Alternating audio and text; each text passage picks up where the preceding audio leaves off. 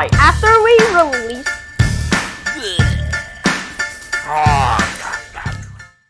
What's up, snackers?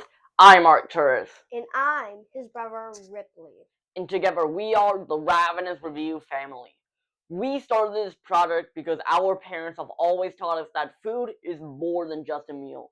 It not only brings families and communities together, but shares the stories, traditions, and histories of cultures across generations and borders. Food is a universal language, a way for people to connect, understand one another, and find common ground.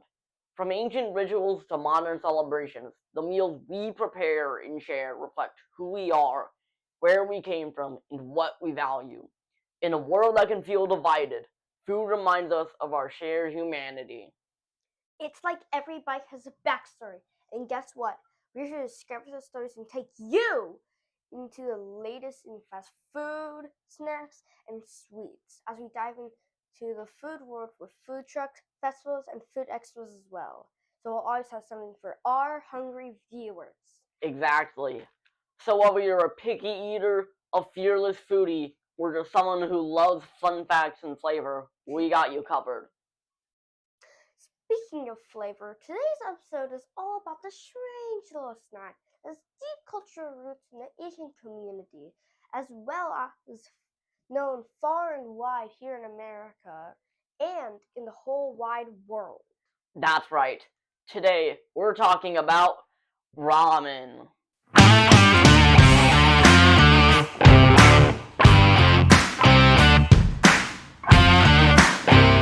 If you've never heard of it, ramen is basically the superhero of noodles. True, it's cozy when you're sick, quick when you're hungry, and delicious for any meal. Not to mention inexpensive.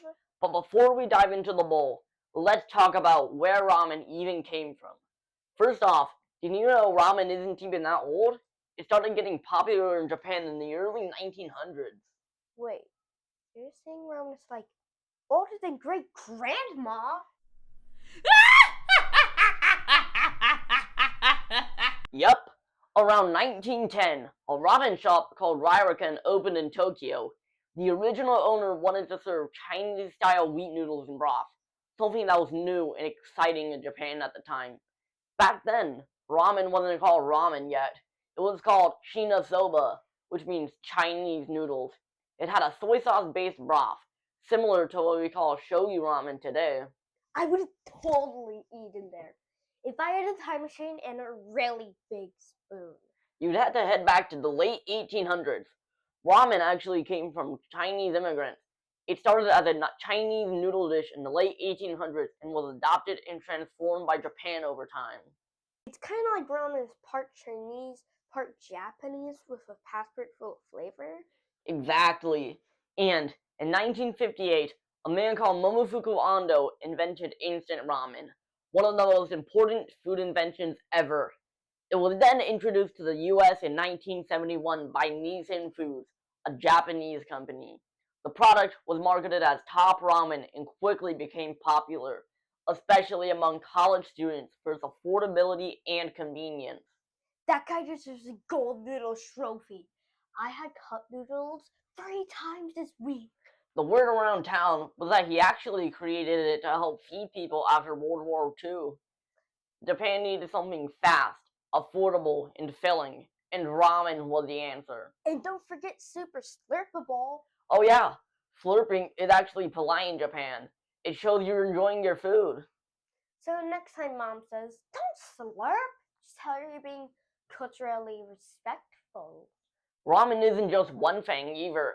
Every region of Japan has its own style, like miso ramen from Sapporo, soy sauce ramen from Tokyo, and creamy taco stew ramen from Fukuoka.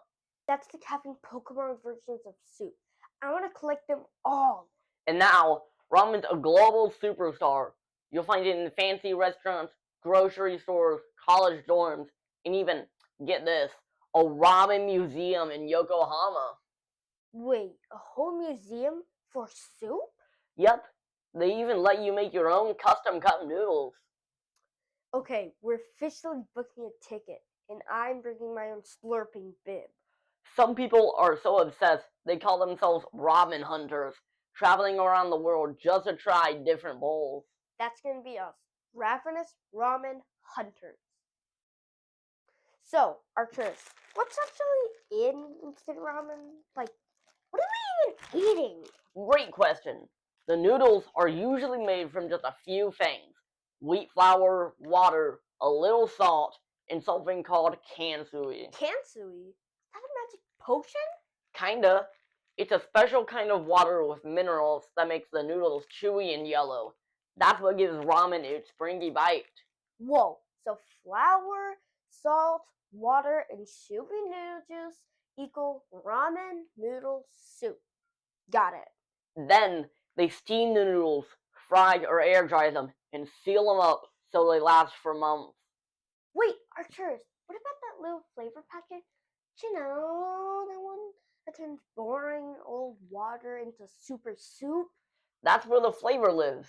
Inside, you'll usually find salt, dried soy sauce or miso, garlic and onion powder, and sometimes chicken or beef powder. Oh, and don't forget the MSG. That's what makes it extra tasty. MSG stands for mega super goodness, right? Not quite, but close. It actually stands for monosodium glutamate. It gives food that umami flavor, kind of like a savory boost. Okay, so noodles made from flour and kansui, seasoning made from powders and magic, and boom, instant ramen. Exactly. Simple ingredients, big flavor. Just add hot water and slurp away. And if you want to level up your bowl, you can add stuff like an egg, veggies, or even leftover chicken. Instant ramen equal easy, fast, fun, and super customizable. So, Ripley, why don't you tell them what your favorite flavor of ramen is? So, my favorite flavor of ramen is the soy sauce ramen because it tastes very different from all the others and has this savory umami flavor I really enjoy. Plus, it just hits different than the others. My Hard to favorite explain. flavor is the shrimp flavor, but specifically the cup noodle, but we don't have that right now because there's little shrimp bits in it. They're so good and crunchy, as well as the other ramen in general. It's just amazing. Another thing we do at our house is we make fried ramen. Basically, you go ahead and cook up some ramen, then you put it in a pan with some oil. Then you fry it up until it gets crunchy and oily. Then you put it in a separate bowl and add the seasoning. It's super good. It's crunchy and soft at the same time, as well as super oily, while retaining that classic ramen taste. So, for all my fellow heat chasers out there, you guys should think about putting a little drizzle of hot sauce on yours. But personally, I love to put a whole. I like to drench my ramen. It just makes it so good and tasty, spicy. Huh, it's what I need. Alright guys, after we were filming this video, we just noticed that Momofuku Ando is actually on the packaging of this top ramen here. I don't know if you can read this. Momofuku Ando invented instant ramen in 1958 when he created chicken ramen in Japan. He went on to create the original top ramen in the US in 1970.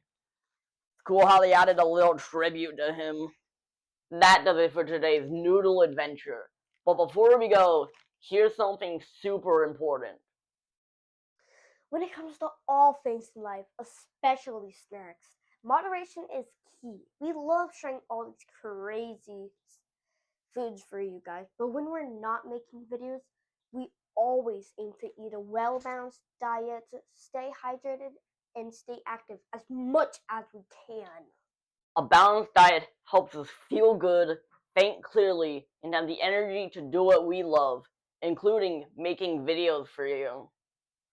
And we know a lot of packaged snacks have chemicals or artificial ingredients, which is why we always recommend sharing homemade food whenever you can.